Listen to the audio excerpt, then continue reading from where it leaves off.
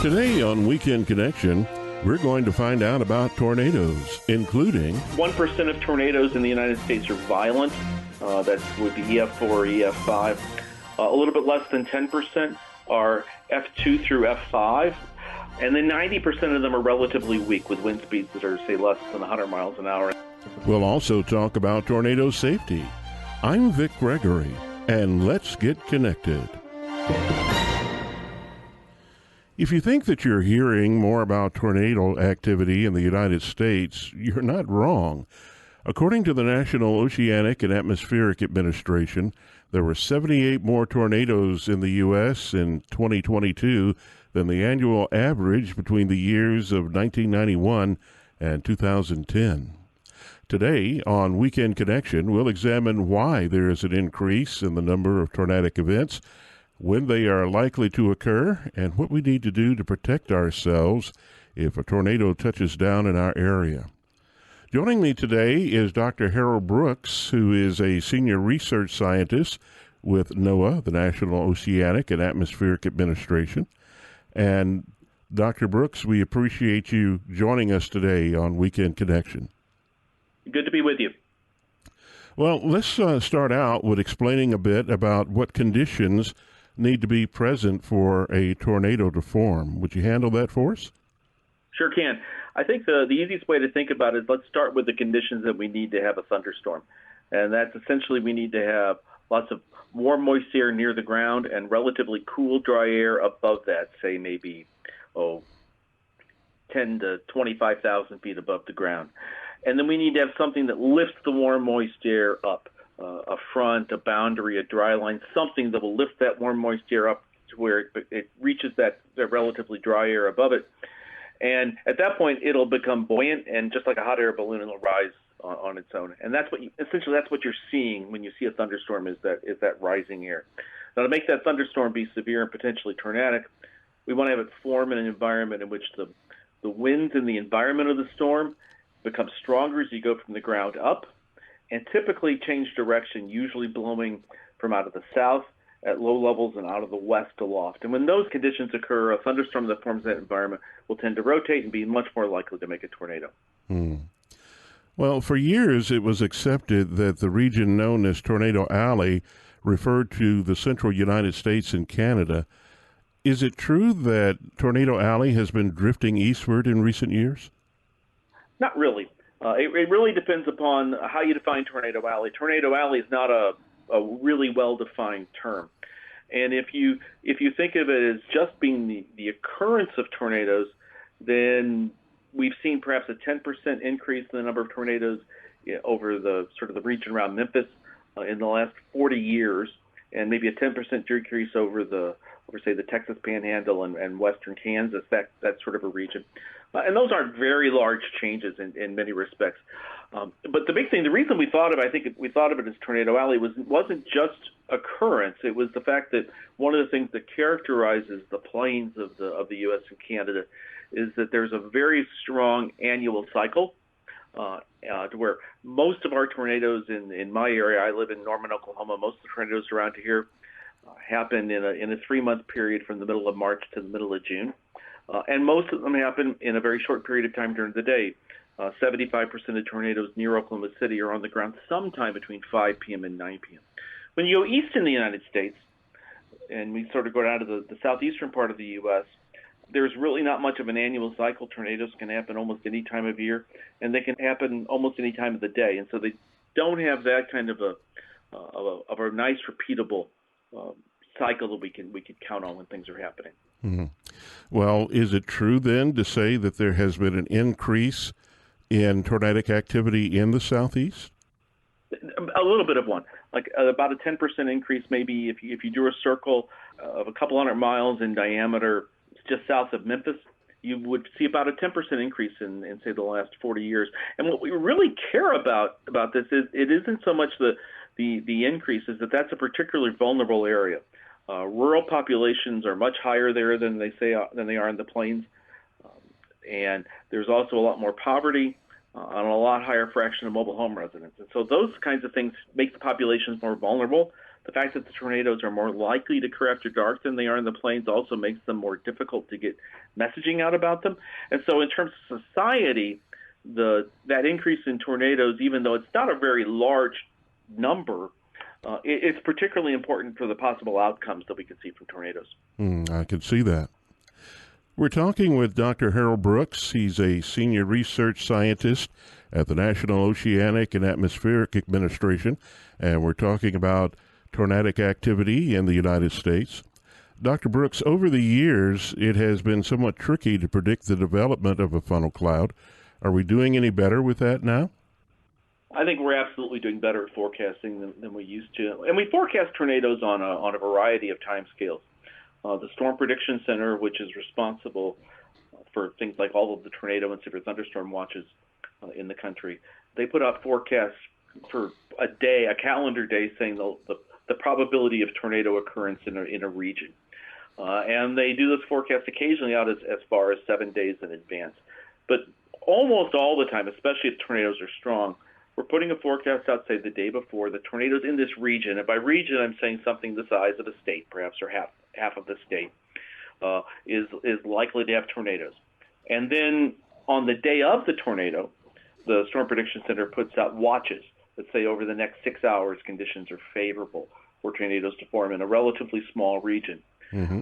And we're certainly better with those convective outlooks and watches in terms of getting almost all of the events happen inside of those watches and convective outlooks. And 30 years ago, that certainly wasn't true. Mm-hmm. And then at the finer scale, when we get down to issuing the warnings are issued for a particular storm. It says this storm is either currently producing a tornado or is likely to produce a tornado sometime in the next, say, 30 to 45 minutes.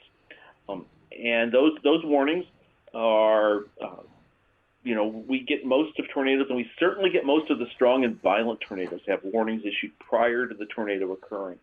And we've reduced the false alarm rate to where you can have more confidence when a warning is issued that something is happening. It may not happen exactly where you live, but it'll happen pretty close to you because those warnings are maybe 15 by 20 miles in size. So they're not very big. And for me, at least, certainly, if it's happening within a few miles of me, I'm pretty comfortable with having taken my safety precautions. Well, are we seeing an increased number of deaths in the U.S. due to tornadic activity? Not really. What we have seen, and we wish we could stop this, is that we really haven't seen much of a decrease in deaths in the last, say, 30 years. If we look at the deaths per 1 million people in the country, so we can take into account the fact that populations have increased a lot. Prior to roughly 1925, in the U.S., a little bit less than 2 people per million in the country died each year in tornadoes. And from 1925 to roughly about 1990, that number dropped by a factor of 10 to less than 2 people per million, or less than 2/10 of a person per million dying in tornadoes every year. And that's been relatively flat since 1990. And that may well be a result of the increasing population in mobile homes. Mobile home residents are about 15 to 20 times more likely to be killed than permanent home residents. And we have a lot more people who live in mobile homes than we did, say, 50 years ago. And so that may be a big part of it, is that we now have a larger fraction of our population in vulnerable areas. We've always made a lot of progress, but we're down now to where, in somewhere on average in the 50s for death tolls each year in the U.S., and that number's been rather stubborn, trying to get it to go down. Well, let's make this personal. What action should I take if a tornado warning is issued in my area? Well, to begin with, you need to be prepared to receive information. That's probably the biggest thing, is that even before the tornado warning is issued, you need to know. Our forecasts are certainly good enough to let you know that, well, today's one of those days where something might happen. And so being aware of that to where you're prepared to get information, so that if it happens in the evening, you have on local news information. Then you can put a plan into effect. And your plan basically involves getting as low as you can and putting as many walls between you and the tornado as possible. If you have a basement, get in a basement. Get under the basement steps, say. Mm-hmm. If you don't have a basement, you want to get to a small interior room and get as low as you can. Closets are wonderful. Interior bathrooms are really good for that. And if you can, you want to make sure, think something like a bicycle helmet works really well for helping protect your head from getting hit. And make sure you take shoes in there. Because if something bad does happen to your house, that means there's going to be a lot of sharp, pointy things like nails and pieces of wood when you come out of your shelter. And so you want to make sure you can protect your feet. Mobile homes are not safe at all. So the people who live in mobile homes need to have a plan that allows them to move perhaps even before the tornado warning is issued, and be paying enough attention to know that, I'm not in a warning yet, but boy, storms are heading my way. I should be looking for a better shelter than what I currently have. If I'm outside and there's no physical structure where I can take shelter, what should I do then? Well, praying is always a reasonably good option in that kind of situation. But you want to get as low, again, you still want to get as low as you possibly can. When we talk about being outside with no shelter available to you, we're basically talking about you making a choice between bad options. And we're trying to figure out what's the least worst option. But again, it's the same rules of get as low as you can, as you possibly can. And so if there's a ditch, get there. People will occasionally see pictures of debris, collecting in ditches. I think that makes that a bad place to be, and that actually tells you that's a good place to be, because the places where the debris isn't gathering are the places where the debris flew through. And you'd rather be where the debris is stopping than where the debris is flying. Well, what if I'm in a vehicle and I find that a tornado warning is issued and actually sense that one is headed towards me? What do I do then? Well, if you can, you want to drive away. And by that I mean not drive along the path that the tornado is headed towards, but say if you had the option to drive at a 90-degree angle to the path, you do that. And we've seen this a lot. People tend to want to drive as close as they can and then stop, as opposed to, there's a really, really dark storm there, and there's a warning out. Maybe I should stop here where I'm a few miles away from the bad place, instead of driving right up as close as I can to where it's going to cross and hoping I don't get hit and then get stuck. Because what happens, frequently is that you'll end up getting caught in a place where you no longer have any good options, right? Because traffic will be stopped. We have lots of people who, despite the fact that this is not a safe place to be, want to stop under highway overpasses, and particularly in urban areas. That's just a terrible idea. Under the overpass, the winds actually increase there. They're funneled through the little opening under the overpass. And if you park under an overpass, what you basically have done is you've stopped all the traffic behind you. And at that point, those people can't get through either. And now you have a traffic jam with the tornado approaching. And that's just it's not good for you, and it's really not good for all the other people in all the other vehicles. Good advice. Dr. Brooks, we're just about out of time. As we wrap up, is there anything that you would like to share that we haven't yet covered? I think one of the biggest things is the fact that when we think about tornado safety, almost all tornadoes are survivable. In fact, all tornadoes are survivable, and a lot of it comes down to taking the best possible safety actions. And that just involves you have to, even though it may not be very pleasant, if you take action, you can protect yourself against a tornado. That's a good word. Thank you, sir.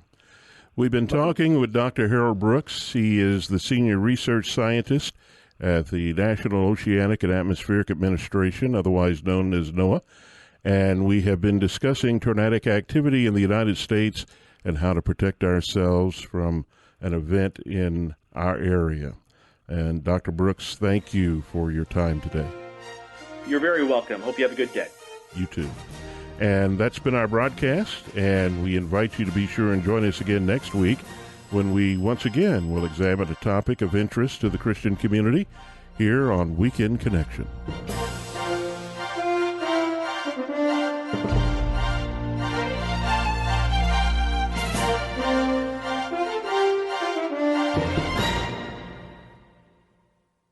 Thank you for listening to this feature, a production of BBN, the Bible Broadcasting Network. BBN provides 24-hour Christian programming, great Christian music, and Bible teaching. Listen to BBN by clicking the link in the description.